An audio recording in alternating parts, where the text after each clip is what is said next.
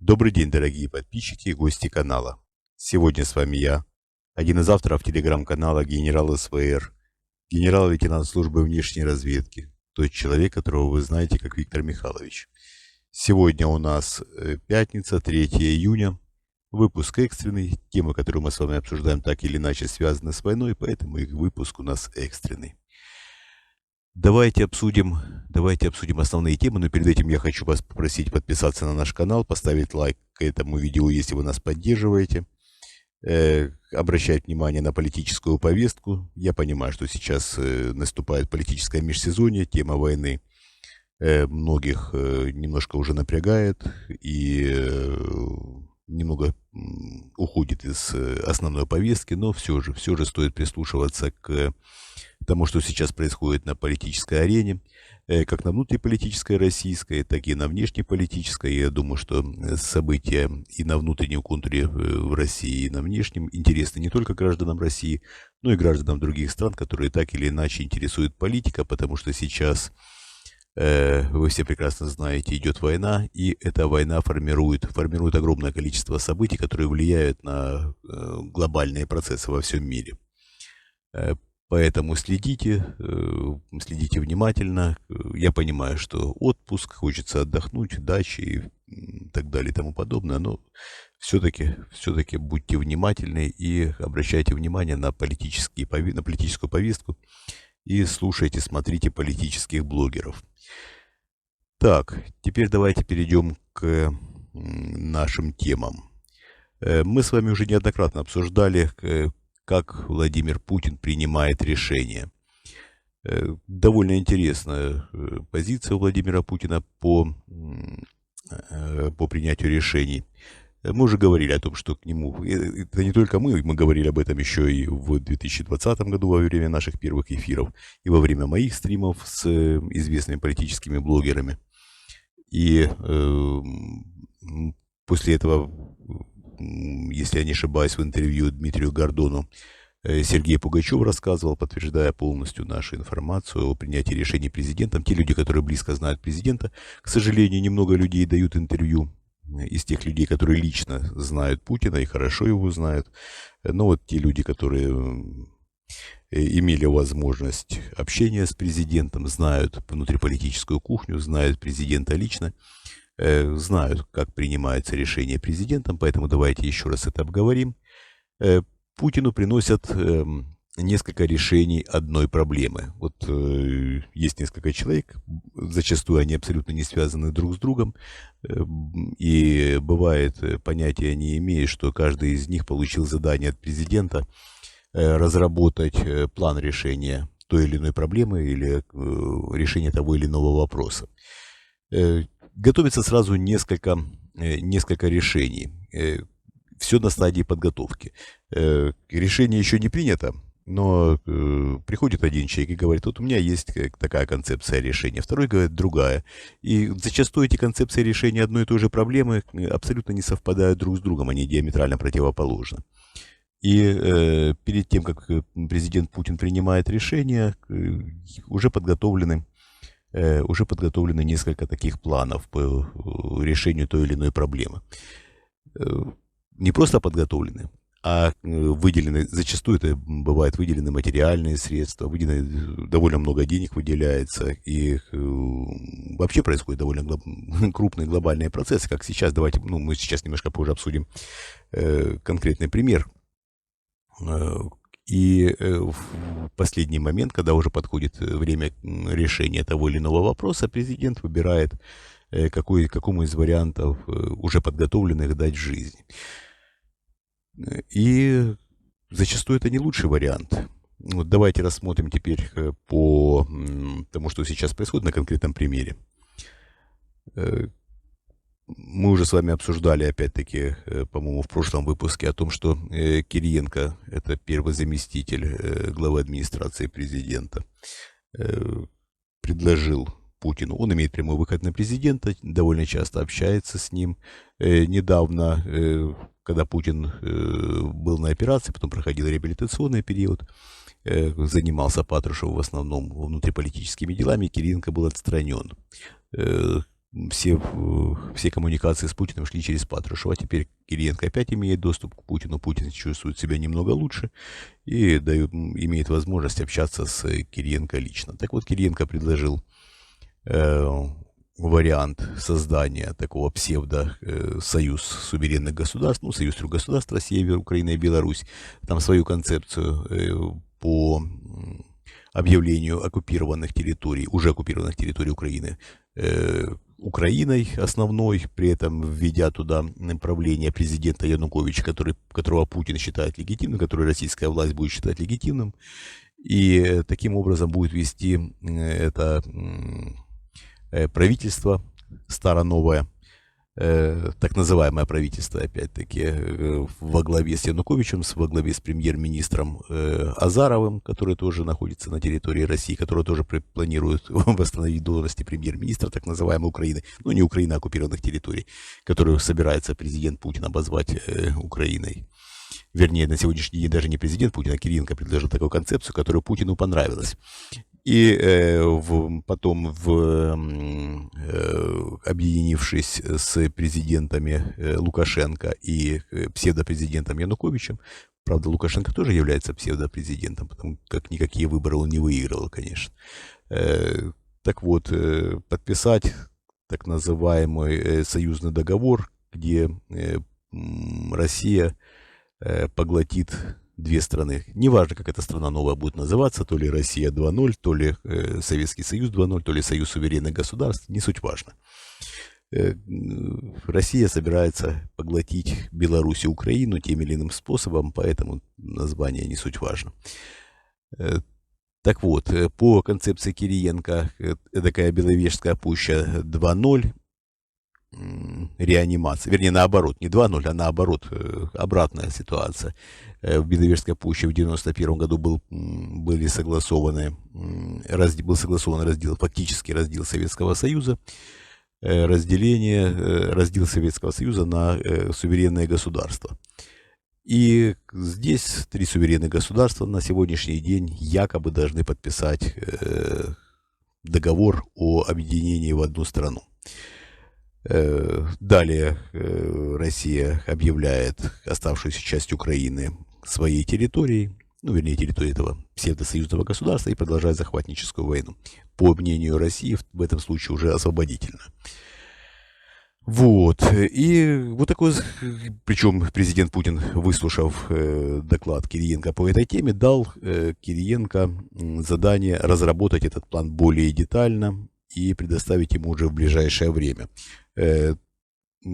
Тогда как другая группа, в которую входит Турчак, Уснулин, Слуцкий и другие, занимаются тем, что подготавливают оккупированные территории Украины, территории, которые уже оккупированы, к референдуму по включению этих территорий в состав России без всяких глобальных планов. Я имею в виду без всяких ухищрений.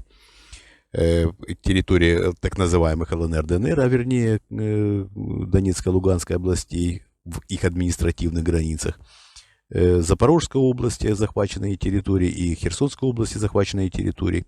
Эта группа готовится просто провести референдум, там, где псевдореферендумы, опять-таки, потому что реально референдум провести там невозможно.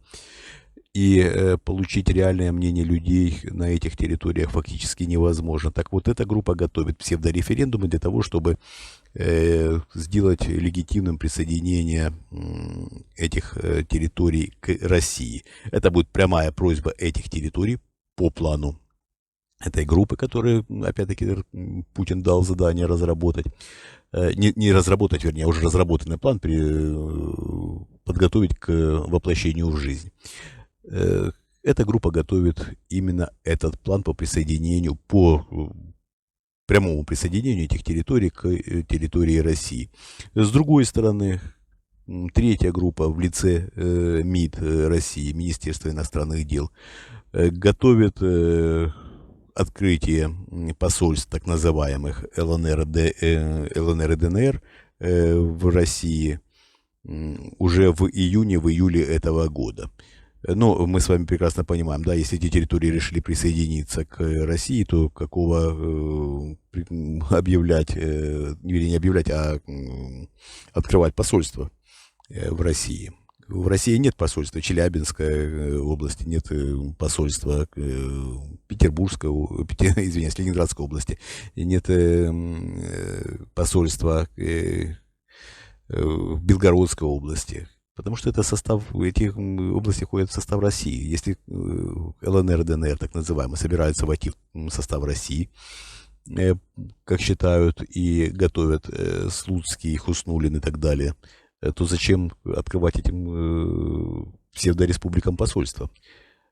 Третий план, понимаете, это уже третий план. Так вот, на этом примере мы видим три разных плана, абсолютно разных, временами диаметрально противоположных, которые готовятся по указке президента России Владимира Путина. Какой план выберет Владимир Путин из этих трех, пока неизвестно. Более того, не исключено, что появится четвертый, пятый план. Возможно, Путин примет какое-то свое решение. Возможно, это будет гибрид. Гибридное решение, он совместит два разных плана по решению этой проблемы. Но на сегодняшний день ничего не известно, хотя подготовка идет полным ходом трех разных вариантов. Вот такой загадочный человек Владимир Путин. И мы с вами прекрасно видим и знаем, что тот хаос, который он привносит таким образом в систему власти, без Путина продолжит свое существование, разрушая эту систему. Нет никаких сомнений, что выдернув Путина, который является стержнем этой системы, фактически цементом этой системы, убрав его из системы власти, власть разрушается, не власть, вернее, система власти, которая создана Путиным, разрушается, и просто нет никаких вариантов для ее сохранения без президента Владимира Путина. Владимир Путин тяжело болен, его уход довольно скор. Мы не будем сейчас обращаться к спекуляциям по поводу сроков, но вы сами понимаете, онкология в той стадии, которую невозможно излечить, накладывает свою печать на возможный горизонт событий президента. Далее мы рассказали о том, у нас в телеграм-канале Генерал СВР, что Путин отстранил нескольких людей, которые управляли так называемой военной кампанией в Украине.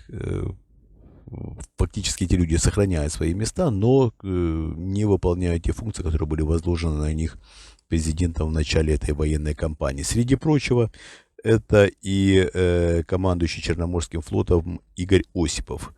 Игорь Осипов был ранен на крейсере «Москва» и на сегодняшний день находится в опале. Реально он не руководит Черноморским флотом, он не участвует и не принимает участие ни в каких действиях, которые связаны с руководством Черноморского флота, находится в глубокой опале. Более того, он находится под контролем спецслужб. Я не скажу, это так. Давайте не будем называть это домашним арестом. Понимаете, домашний арест — это слишком официальное название. Так точно, как Суркову, рекомендовано все свои действия, вплоть до выхода из дома, согласовывать с кураторами ФСБ, которые курируют его передвижение.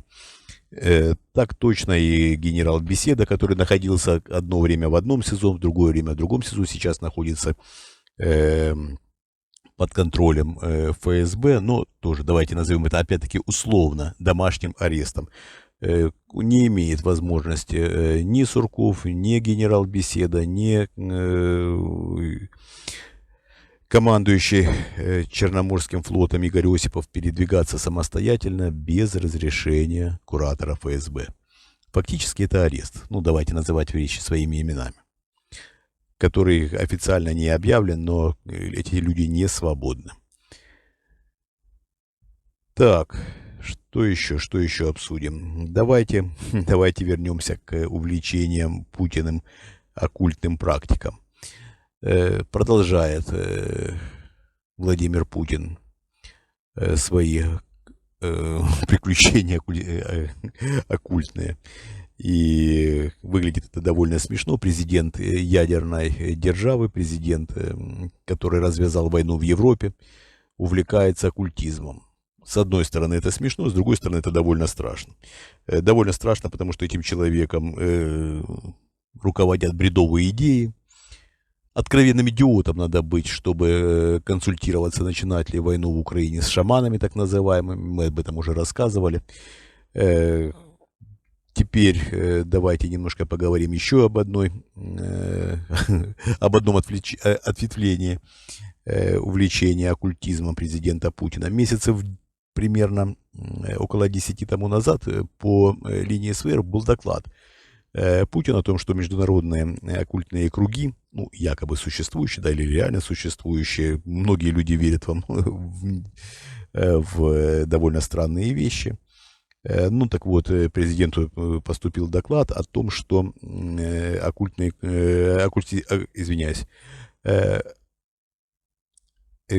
круги привлекли внимание к горе Казбек.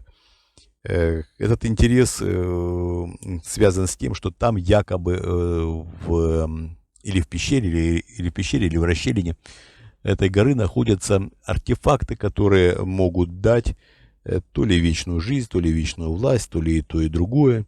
Ну, в общем, какая-то глупость очередная, конечно, но была экспедиция послана президентом России Владимиром Путиным, давайте это назовем так, и участвовал горный спецназ в этой экспедиции.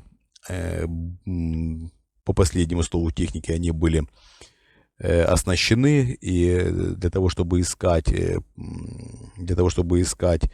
в горах эти пещеры, эти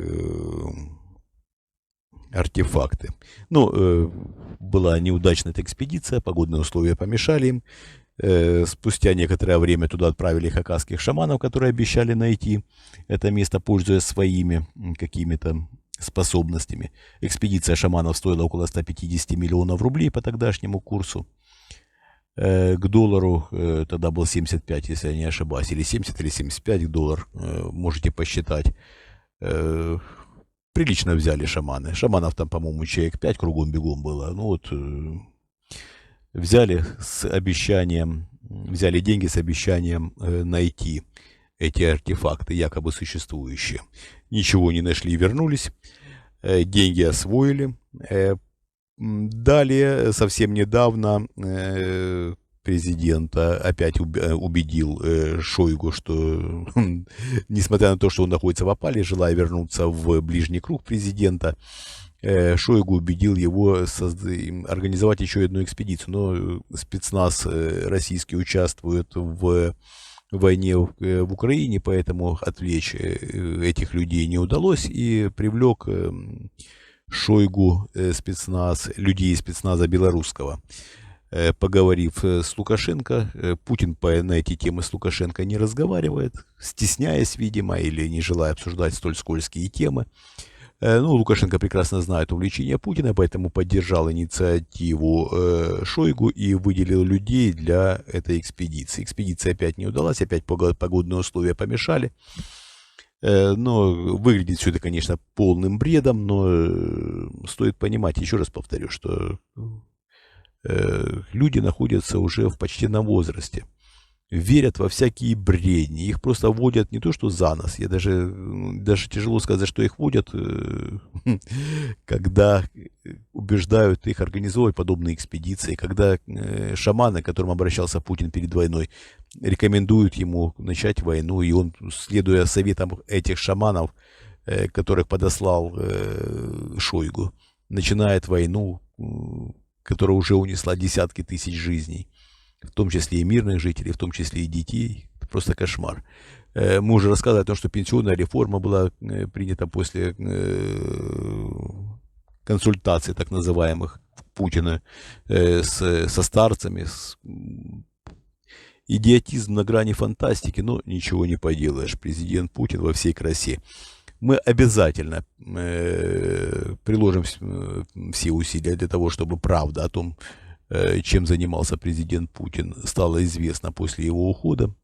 ну, того или иного, тем или иным образом, ухода от власти Владимира Путина, мы обязательно сделаем все это достоянием гласности. В этом нет практически никаких сомнений. И я уверен, огромное количество людей будет просто в шоке, что происходило в момент принятия решений президентом Путиным, той системы принятия решений.